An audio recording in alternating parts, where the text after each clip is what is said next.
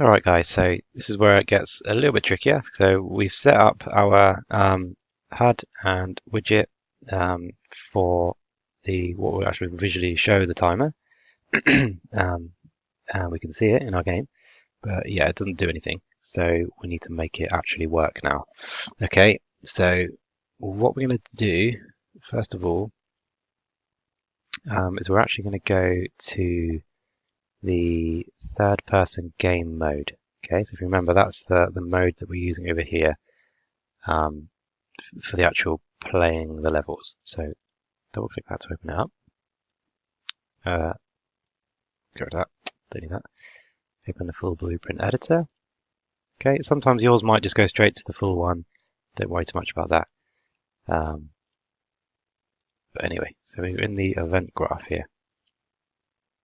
So first thing we need to do before we actually start creating anything in any blueprints, so we actually need to create a couple of these things called variables. Okay, so a variable is like something you give a name to that contains some kind of a value, essentially. That could be a number of different things. So if I click plus variable here,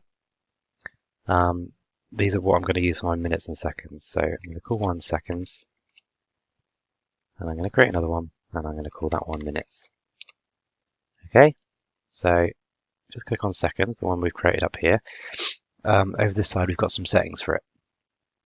So the only thing you really need to worry about for now is the type of variable that it is.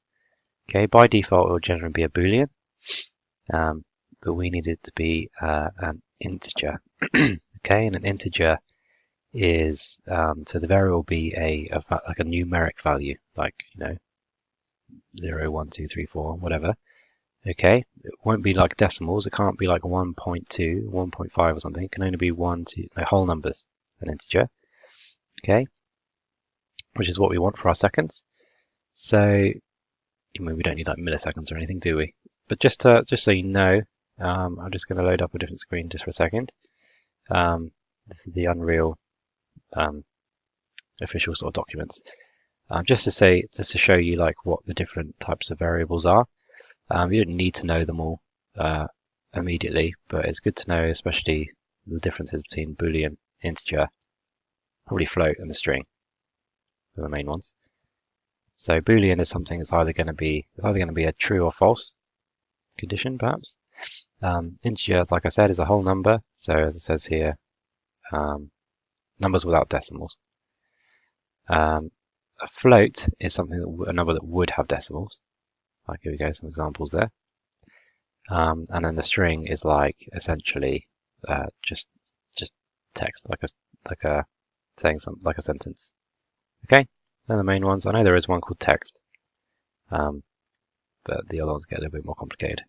So I'll just show you that for now, and obviously you can get any information you want from the Unreal website. It's got absolutely tons of information on everything. So it's a good resource. Anyway, so let's come back here. So I'm going to change minutes to an integer as well. Okay, and now we color turquoise, so you know that's done properly. All right, so before we go on, in the seconds, another thing. Okay, sorry, we can't actually do that. The default value is where we can put the actual number of minutes and seconds that you want your countdown timer to actually be. But yeah, we need to actually create the blueprint before we can do that. So doesn't matter which one you got selected there. In the event graph, we're going to start with something called event tick. Okay, that's really far away. So the event tick is gonna trigger this event. It's looking for every frame that the game is playing. Like every step, every frame, or every tick, it's gonna check for this is happening. So it's gonna be something that's continuous all the time. Okay, so we're going to start with that.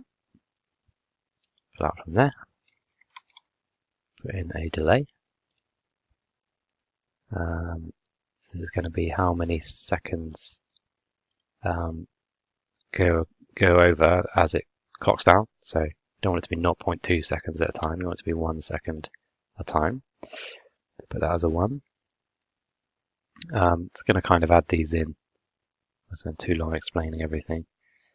Actually, no, we don't want to drag that. This is where we want to make use of our variables. Okay, so the first one we use a second, so we can drag it in. You see, it gives you an option to either get or set. First one we want to set number of seconds.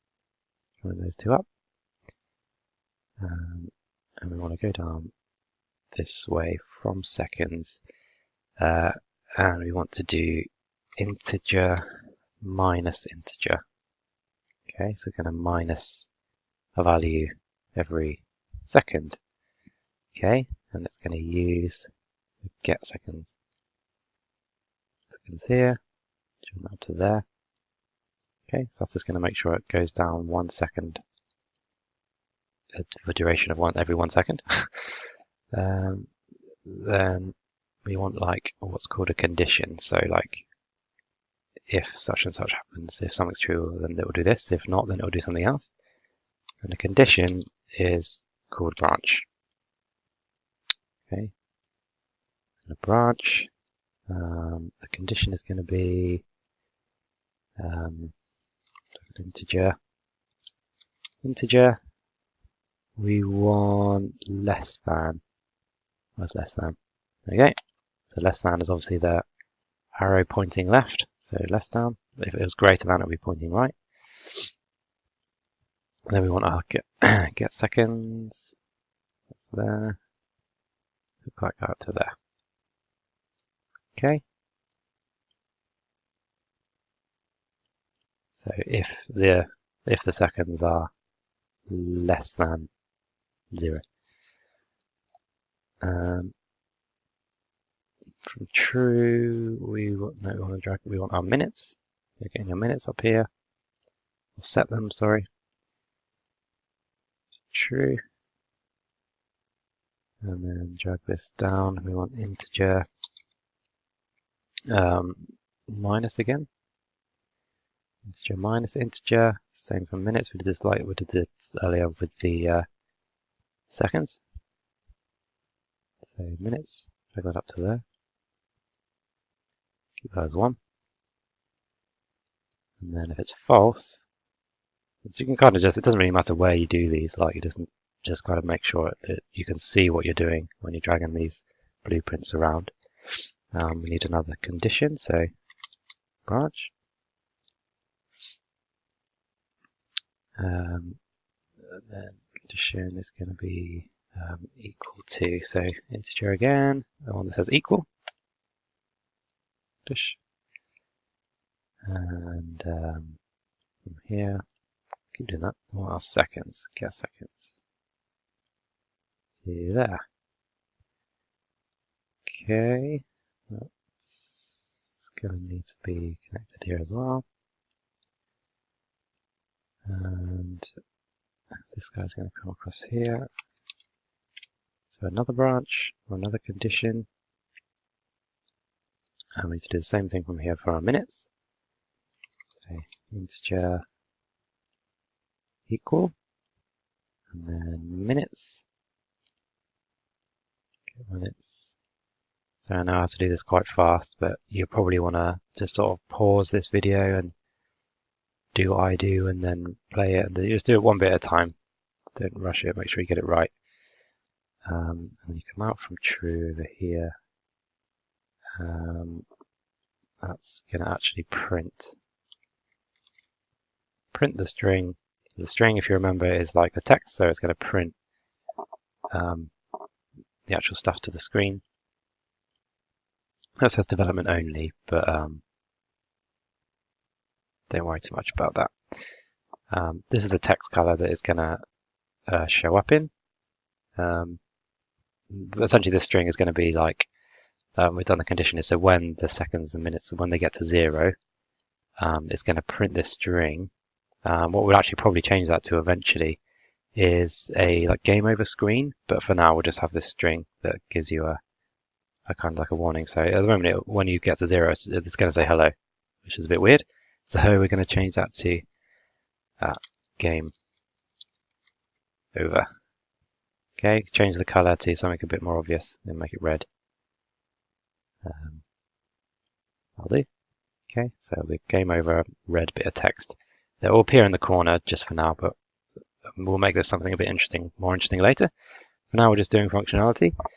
And what we also want it to do is when we get to 0, it's just to kind of just pause the game as well, so the game doesn't continue running. So set game, oh, there you go, paused.